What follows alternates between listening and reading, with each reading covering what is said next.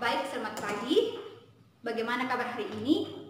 Ya, baik. Pada pagi hari ini kita akan belajar mata pelajaran Bahasa Indonesia kelas 11. Ya, materi kita pada hari ini yaitu menganalisis struktur dan kaidah kebahasaan teks eksplanasi. Ya, tujuan pembelajaran peserta didik mampu menganalisis struktur dan kaidah kebahasaan teks eksplanasi. Ya, yang kedua, manfaat pembelajaran. Menambah wawasan mengenai suatu hal yang bersifat ilmiah.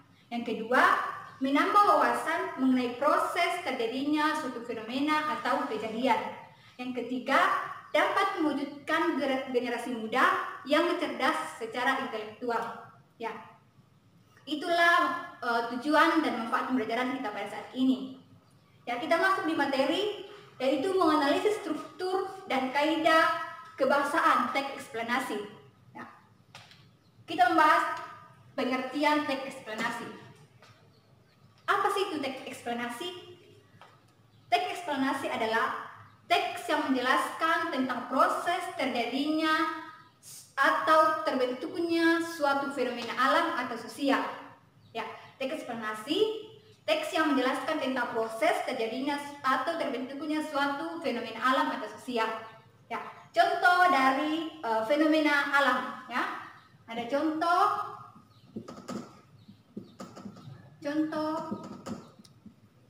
fenomena alam. Ya. Contoh fenomena alam. Yang pertama, gempa bumi, ya.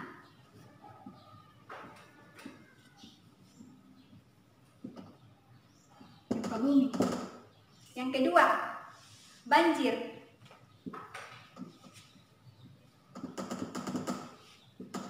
Yang ketiga, kebakaran.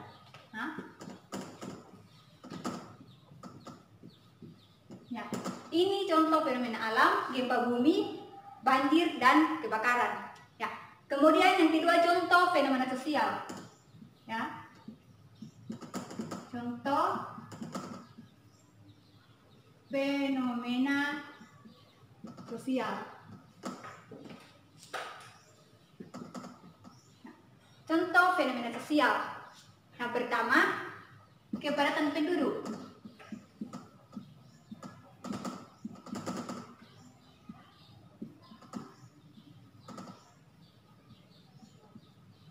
Pertama, kepadatan penduduk. Yang kedua, kemiskinan.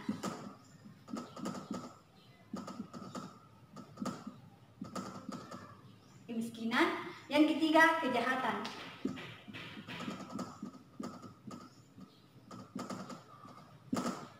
Inilah contoh fenomena alam dan fenomena sosial. Fenomena alam itu gempa bumi, banjir, dan kebakaran.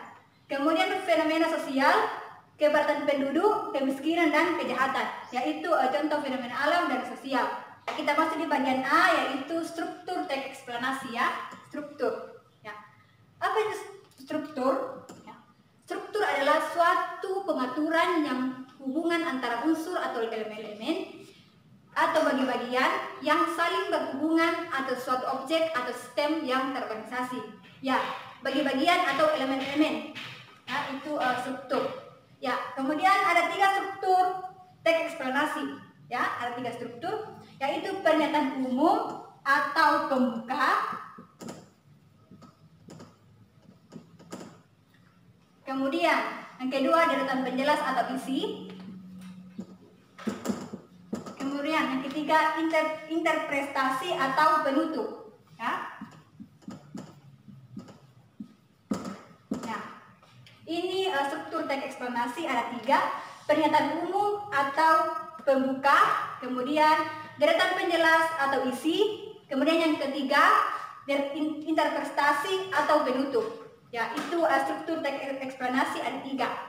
Ya, kita melihat bagaimana ini pernyataan umum, ya. Pernyataan umum yaitu berisi gambaran awal tentang apa yang disampaikan, ya. Berisi gambaran awal tentang apa yang disampaikan, ya. Ini penuh berisi tentang gambaran awal, ya. Apa yang disampaikan atau pembuka dalam teks itu, ya, pembuka. Kemudian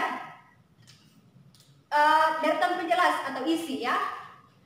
Deretan penjelas atau isi yaitu inti penjelas apa yang disampaikan, ya, inti penjelas apa yang disampaikan dalam teks itu kan isi ya, inti penjelas.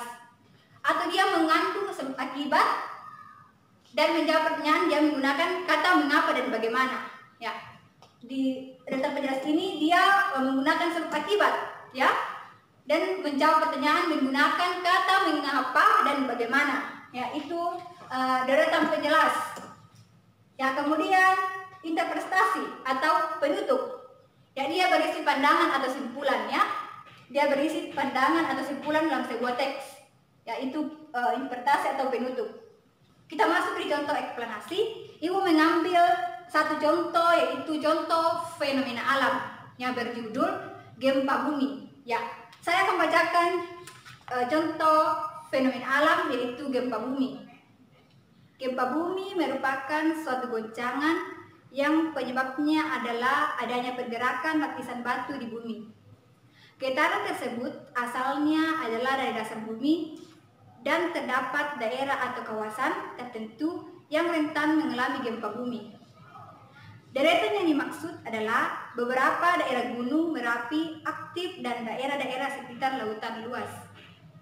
Dikarenakan adanya getaran atau pergeseran lapisan di dasar bumi dan letusan gunung Merapi yang sangat kuat, maka pada akhirnya itulah yang menyebabkan gempa bumi terjadi. Tidak sebatas itu, gempa bumi juga terjadi dalam waktu yang sangat cepat dan efeknya sangat kuat terhadap lingkungan yang ada di sekitarnya. Getaran dalam gempa bumi yang amat kuat tersebut kemudian menyebar ke berbagai penjuru dan itu menyebabkan banyak bangunan yang menjadi rata dengan tanah. Kejadian semacam ini tidak jarang memakan korban jiwa tersendiri. Gempa bumi sendiri terbagi menjadi dua bentuk. Yang pertama adalah gempa bumi vulkanik dan kedua adalah gempa tektonik. Sebab dari gempa vulkanik ada meletusnya gunung berapi dengan ukuran besar. Dibandingkan dengan gempa tektonik, gempa vulkanik ini memang jarang terjadi. Sedangkan yang menyebabkan terjadinya gempa tektonik adalah lapisan kerak bumi yang lunak sehingga menyebabkan bumi mengalami pergerakan atau pergeseran. Berdasarkan pada teori tektonik plate, ada beberapa lapisan buatan yang ada di bumi ini dan kebanyakan kawasan yang berlapis kerak tersebut nantinya bisa hanyut kemudian mengapung pada sebuah lapisan seperti salju. Lapisan tersebut mengalami pergerakan yang sangat pelan sehingga menyebabkan tabrakan atau pecah antara lapisan satu dengan lapisan yang lain.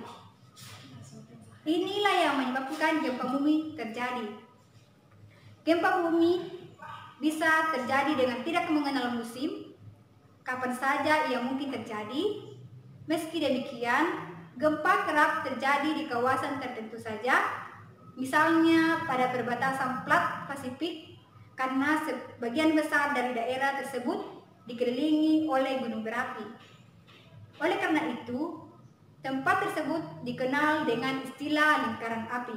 Ya, sekarang kita masuk ke menganalisis struktur teks eksplanasi. Ya, sebelum kita menganalisis, apa sih itu kata menganalisis? Ya, menganalisis adalah menguraikan bagian struktur dan kebahasaan teks eksplanasi. Ya, itu menganalisis. Ya, sekarang kita masuk ke menganalisis ya. Yang pertama itu pernyataan umum atau pembuka. Ya, yaitu gempa bumi merupakan suatu goncangan yang penyebabnya adalah adanya pergerakan lapisan batu di bumi. Getaran tersebut asalnya adalah dari dasar bumi dan terdapat daerah atau kawasan tertentu yang rentan mengalami gempa bumi. Daerah yang dimaksud adalah beberapa daerah gunung Merapi aktif dan daerah-daerah sekitar lautan luas. Yaitulah contoh dari pernyataan umum dalam teks gempa bumi. Nah, sekarang kita masuk deretan penjelas atau isi, yaitu dikarenakan adanya getaran atau pergeseran lapisan di dasar bumi dan letusan gunung Merapi yang sangat kuat, Maka pada akhirnya itulah yang menyebabkan gempa bumi terjadi. Tidak sebatas itu, gempa bumi juga terjadi dalam waktu yang sangat cepat dan efeknya sangat kuat terhadap lingkungan yang ada di sekitarnya. Getaran dalam gempa bumi yang amat kuat tersebut kemudian menyebar ke berbagai penjuru dan itu menyebabkan banyaknya bangunan yang menjadi rata dengan tanah. Kejadian semacam ini tidak jarang memakan korban jiwa tersendiri. Gempa bumi sendiri terbagi menjadi dua bentuk. Yang pertama adalah gempa vulkanik dan kedua adalah gempa tektonik. Sebab dari gempa vulkanik adalah meletusnya gunung berapi dengan ukuran besar dibandingkan dengan gempa tektonik. Gempa vulkanik ini memang jarang terjadi, sedangkan yang menyebabkan terjadinya gempa tektonik adalah lapisan kerak bumi yang lunak sehingga menyebabkan bumi mengalami pergerakan atau pergeseran. Berdasarkan pada teori tektonik plate adalah beberapa lapisan buatan yang ada di bumi ini dan kebanyakan kawasan yang berlapis kerak tersebut nantinya bisa hanyut kemudian mengapung pada sebuah lapisan seperti salju. Lapisan tersebut mengalami pergerakan yang sangat pelan sehingga menyebabkan tabrakan atau pecah antara lapisan satu dengan lapisan yang lain. Inilah yang menyebabkan gempa bumi terjadi. Ya, inilah contoh dari deretan penjelas ya atau isi dari teks gempa bumi. Sekarang kita masuk di bagian ketiga yaitu interpretasi. Ya, gempa bumi bisa terjadi dengan tidak mengenal musim, kapan saja ia mungkin terjadi. Meski demikian, gempa kerap terjadi di kawasan tertentu saja. Misalnya pada perbatasan Plat Pasifik, karena sebagian besar dari area tersebut dikelilingi oleh gunung berapi. Oleh karena itu, tempat tersebut dikenal dengan istilah lingkaran api. Ya, itulah interpretasi atau penutup dari teks gempa bumi. Sekarang kita masuk di bagian B, yaitu menganalisis kaidah kebahasaan teks eksplanasi. Ya, berdasarkan kaidah kebahasaan secara umum, teks eksplanasi sama dengan kaidah pada teks prosedur. Sebagian teks yang berkategori faktual atau non-sastra, teks eksplanasi menggunakan banyak kata yang bermakna denotif. Sebagian teks yang berisi paparan proses, baik itu secara kausalitas maupun kronologis. Teks tersebut menggunakan banyak konjungsi kausalitas atau konjungsi kronologis. Sekarang kita masuk di konjungsi kausalitas. Konjungsi kausalitas adalah kata yang menghubungkan antara dua kalimat yang menguraikan tentang sebab akibat. Ya, itu menguraikan tentang sebab akibat. Kita masuk di konjungsi kausalitas.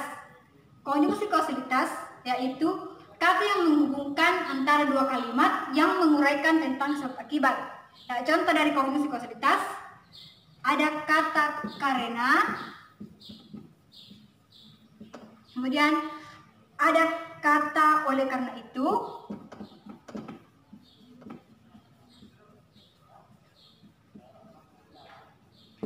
kemudian ada kata sehingga, kemudian ada kata oleh sebab itu,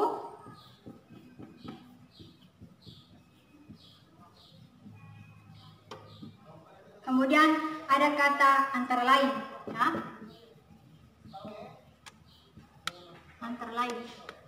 Dan itu contoh konjungsi kausalitas. Ada kata karena, oleh karena itu, sehingga, oleh sebab itu, antara lain. Itu konjungsi kausalitas. Ya. Kita masuk di konjungsi kronologis. Ya. Konjungsi kronologis. Ya. Konjungsi kronologis. Nah, konjungsi kronologis atau hubungan waktu adalah kata yang berfungsi untuk menghubungkan suatu kalimat sesuai dengan rangkaian waktu. Yaitu ya konjungsi kronologis. Contoh, ya, contoh dari konjungsi kronologis. Ada kata setelah itu,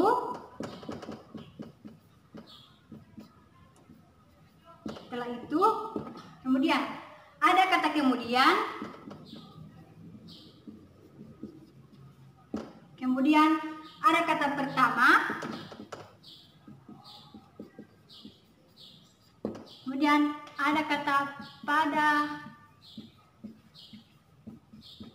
ada akhirnya. Ya, itu konjungsi kronologis, ada kata setelah itu, kemudian, pertama, dan pada akhirnya. Kita masuk di analisis contoh konjungsi kualitas dan konjungsi kronologis. Ya, kita lihat teks gempa bumi. Ya, yang dilingkari warna merah atau tulisan warna merah itu contoh konjungsi kausalitas. Ada kata sebab, sehingga, kemudian oleh karena itu, yaitu contoh konjungsi kausalitas. Kemudian yang kedua konjungsi kronologis, ya ada warna kuning, ada kata pada akhirnya seperti kemudian, yaitu contoh dari kronologis. Ya, sampai di sinilah materi kita pada hari ini. Semoga bermanfaat bagi adik-adik dan sampai bertemu pada pertemuan berikut. Terima kasih dan selamat pagi.